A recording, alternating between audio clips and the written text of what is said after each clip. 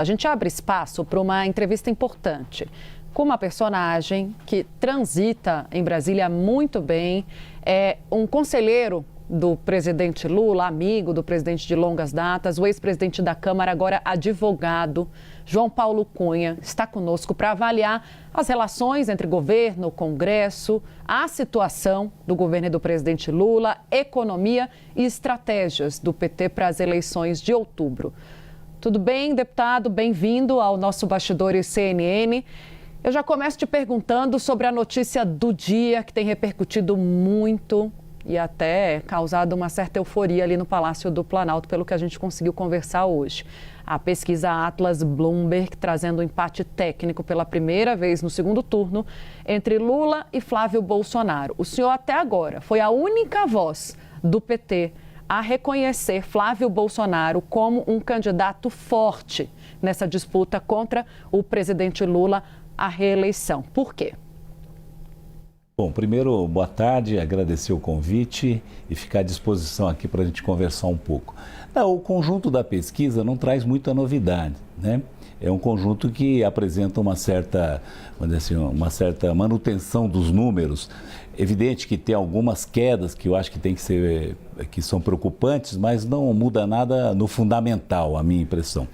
Agora, claro que se você vem avaliando pesquisas sucessivas e os números não te ajudam, né? Não ajuda você a reverter a situação, aí a preocupação não é com a pesquisa do mês de fevereiro, a preocupação é com a série histórica que tem trazido números e indicações que exigiria uma certa inflexão do governo e dos partidos que o compõem para fazer uma avaliação um pouco mais vertical do que está acontecendo. O senhor fala dessa dificuldade de recuperação do presidente Lula. A que o senhor atribui essa dificuldade? É um problema de comunicação? É um problema de entrega de iniciativas? Não, veja, não há uma questão só, né? Não é uma razão só para essa dificuldade de virar o jogo, vamos chamar assim, né? Eu acho que é um conjunto de problemas. Eu acho que tem problema de comunicação, porque você veja bem, nós estamos com um novo ministro há mais de um ano e não alterou. A reprovação do governo continua maior do que a aprovação. Aliás, essa pesquisa de fevereiro, ela mostra um pouquinho maior a diferença. Assim como o desempenho do próprio presidente da República também mostra uma pequena diferença. Então a gente tem que tomar um certo cuidado, né? Claro que a comunicação é problema, mas eu acho que a política de entrega, ela não tem sido, do meu ponto de vista, feito mais capilar no Brasil. Acho que nós temos concentrado em algumas regiões e outras regiões a gente não tem dado a devida atenção com a quantidade de programa que a gente tem, né? E claro, há um fenômeno que não é brasileiro, é um fenômeno do momento que a gente vive no mundo, que é o incumbente, que inventaram essa palavra agora, né, que é quem está no governo, tem mais dificuldade de superar as suas dificuldades, né, quem está no governo. Então nós tivemos várias experiências de derrotados e nós estamos agora enfrentando esse problema. Então, e outra coisa que nós percebemos, isso no decorrer dessa experiência recente, é que somente dados econômicos não são suficientes para fazer um governo não somente bem aprovado, como reeleito. Então, é um conjunto de medidas que precisariam ser tomadas do meu ponto de vista. Se a gente observar uma coisa elementar, por exemplo, o IBGE mais recente diz que mais ou menos de 25% a 30% da população brasileira ela é evangélica, né? Nós temos mais ou menos 150 milhões de brasileiros que são eleitores. Se 30% dos brasileiros que são eleitores são evangélicos, nós temos 45 milhões de brasileiros que são evangélicos, né? Se você considerar que desses 45 milhões de brasileiros nós temos um percentual grande de menores de 16 anos, talvez 15, 18 milhões a gente poderia tirar, nós temos 30 milhões de brasileiros que professam a religião evangélica, das mais diversas denominações. Então, a minha impressão é que tem que ter um olhar para esse setor da sociedade. É claro que esse setor se beneficia do Bolsa Família, do ProUni, do Pé de Meia, do Farmácia Popular, da Minha Casa Minha Vida, da isenção do imposto de renda, mas há uma forma, uma leitura, uma linguagem que exige um refinamento que eu acho que nós, não digo que perdemos, mas nós não conseguimos compatibilizar com este momento que nós estamos vivendo. O senhor vai ser candidato a deputado, consequentemente atendendo a um pedido do presidente da República. Foi um chamamento público recente para que o senhor volte à política. O senhor pretende ser candidato, vai voltar à Câmara dos Deputados?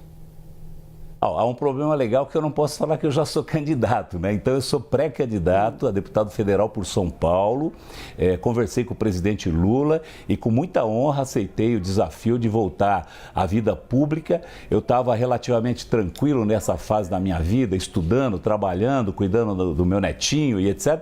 Mas eu acho que eu ainda posso colaborar em ajudar o Brasil a buscar um caminho um pouco mais estável, uma relação política polarizada, dura, mas civilizada, que você possa fazer com que os projetos sejam apresentados e você siga por um caminho que é o melhor para o Brasil.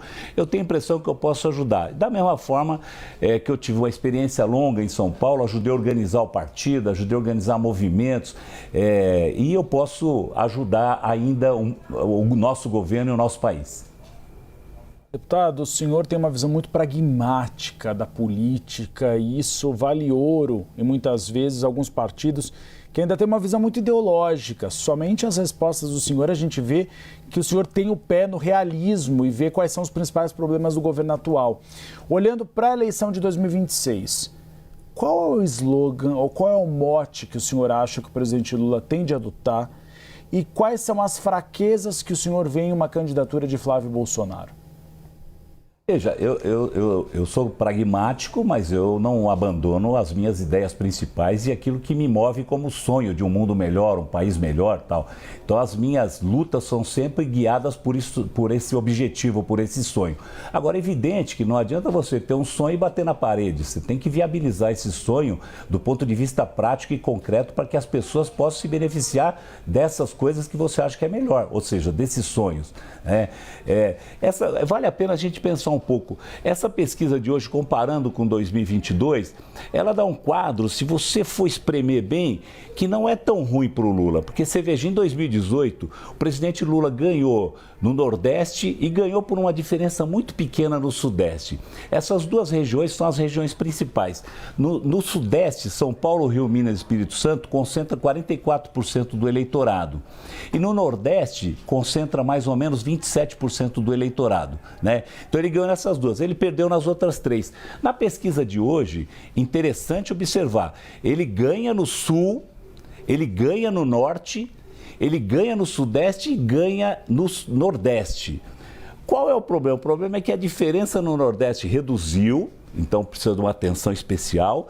E no Sudeste nós temos um problema de engrenagem política que precisa resolver. Rio, Minas, São Paulo, a gente precisa, não temos candidato ainda em nenhum desses três estados, né? Então como que as esquerdas, setores democráticos populares começam a se posicionar no estado se a gente sequer tem candidato ainda, né? Muito menos um programa de governo. Então é uma pesquisa, voltando para ela, que é o nosso tema inicial, é uma pesquisa que preocupa, evidentemente, não por ela só, mas pela sequência que ela vem, mas ao mesmo tempo mostra que há muito gás para se queimar até 4 de outubro. O presidente Lula tem vamos dizer assim, tem um hall de apresentação de coisas feitas que é muito significativa. Eu diria que o nosso slogan para continuar é Lula continua sonhando com um Brasil melhor e vai realizá-lo mais fortemente no próximo mandato. Deputado, eu queria olhar um pouquinho também para algo que marcou a sua carreira. A gente não pode deixar de falar, o senhor foi preso pelo Mensalão, renunciou ao mandato à época, ficou muito tempo fora da política, foi indultado depois pela presidente Dilma e essa é uma mancha no PT, né? Sempre quando se fala sobre corrupção no governo petista, a gente lembra do Mensalão. Não vai ser um problema para o senhor lidar com essa questão? O senhor está preparado para rebater as críticas? Como é que o senhor pretende convencer o eleitor a te dar uma segunda chance? Veja, eu disputei 2006 com a denúncia de Mensalão bem quente e eu fui o deputado federal mais votado do PT em São Paulo. Voltei às urnas em 2010 ainda com esse assunto muito quente e novamente fui eleito o deputado federal mais votado do PT de São Paulo. Tive 256 mil votos, né? Eu trato esse tema com muita tranquilidade, porque não me afetou espiritualmente, não afetou eu pessoalmente, isso aí não me abalou. Por quê? Porque a pessoa sabe o que ela fez e sabe o que ela não fez. Né? Se ela tem a consciência tranquila, ela trafega tranquilamente pelos momentos difíceis de infortúnios e volta para o seu eixo original. Que foi o que aconteceu comigo. Porque era uma coisa tão descabida, tão absurda aquilo que eu fui envolvido, que somente o tempo vai poder fazer um julgamento melhor. Somente a história é que vai fazer o julgamento. O mesmo vale para a Lava Jato, né? O mesmo vale para o presidente Lula. O presidente Lula também foi preso, né? Cumpriu pena, voltou, virou presidente da República, né? E agora o presidente Bolsonaro. Esse tipo de política que busca fazer a sua disputa através da judicialização, através da penalização, é um tipo de política que, infelizmente, às vezes causa mal para a nação, causa mal para o país, né? Nesse caso, eu estou super tranquilo, eu respondo quem precisa, quem pergunta, quem quer saber, eu trato com muita tranquilidade, porque eu tenho absoluta tranquilidade do que eu fiz, do que eu não fiz. E quero compartilhar isso não somente com a minha família, os meus eleitores, os meus amigos, mas com o Brasil, para que eles saibam efetivamente o que aconteceu naquele período. Obrigada. É importante a gente tratar desse tema, vai ser um tema enfrentado pelo senhor durante as eleições, deputado. Claro. Bom, a gente tem falado muito sobre formação de chapa também, pela sua experiência. O senhor defende, eu já vi em entrevistas anteriores, né, praticamente a reedição, deputado, do que foi a Frente Ampla ali em 2022, que o PT consiga compor com esses partidos de centro, sem se tornar um partido de centro, mantendo as suas convicções mais à esquerda. Tem agora em curso aí uma discussão sobre a vice, que não foi interditada pelo presidente Lula, sobre o caminho que Geraldo Alckmin deve tomar, se ele permanece como vice-presidente ou se ele vai ajudar como candidato mais forte, teoricamente, no palanque de São Paulo. Qual é a sua opinião sobre Geraldo Alckmin e sobre a composição da vice do presidente Lula? Ajudaria, na sua avaliação, a abrir espaço para outro partido, a exemplo do MDB, que vem sendo ventilado? Olha, há uma questão prática aí de dificuldade, porque para o partido aí indicar o vice, ele tem que estar coligado nacionalmente com o PT. Né? Os 5 partidos do centro, ou seja, PSD, União Brasil, PP, Republicanos e PSD, eles não têm como fazer essa aliança nacionalmente agora. Está muito em cima da hora, é muito difícil. Talvez se o governo e o PT tivessem começado há um ano antes fazer esse debate, aproveitar a mudança do ministério, aproveitar outros momentos, talvez a gente tivesse uma situação mais confortável. Então, hoje, acho muito difícil esses 5 partidos. A tendência é que eles apoiem nacionalmente, ou melhor, eles fiquem neutros nacionalmente e eles apoiem os seus diretórios regionais de acordo com a sua circunstância e a sua realidade. Ou seja, o PP tem diretório regional que vai apoiar o Lula e outros que vão apoiar o Flávio Bolsonaro. O PSD, mesma coisa, o MDB, mesma coisa, o Republicano, mesma coisa e a União Brasil, mesma coisa. Né? Neste caso, o PT e o presidente Lula têm que buscar o seu vice no arco que está estabelecido. Então, essa é a primeira dificuldade, que é uma dificuldade institucional e legal que você tem que superar. O segundo são os personagens. O vice-presidente Geraldo Alckmin, primeiro, mostrou ser uma pessoa super fiel ao presidente, absolutamente integrado com o seu movimento, ajudou muito o governo, né? Tem feito um trabalho excepcional no sentido de tentar recuperar a nossa base industrial brasileira. Então, a minha impressão é que a tendência é o governador Geraldo Alckmin continuar como vice. Eu acho que seria uma boa escolha do presidente Lula, assim como ele fez no primeiro mandato. O senador Zé Alencar foi no primeiro momento e continuou sendo no segundo momento, porque eles se davam bem e tinham as mesmas características do vice-governador Geraldo Alckmin. Então, a minha impressão é que ele tende a continuar como vice e será uma boa escolha, e a gente não devia mexer muito nisso, porque isso é um ponto de estabilidade para o presidente Lula e para a nossa chapa. Deputado, para encerrar nossa conversa, São Paulo. Fernando Haddad tem resistido a ser candidato a governador de São Paulo. E muitas lideranças do PT dizem, ele é soldado, ele tem que cumprir com a missão. O senhor concorda com essa avaliação? Fernando Haddad tem de ser candidato ao governo de São Paulo?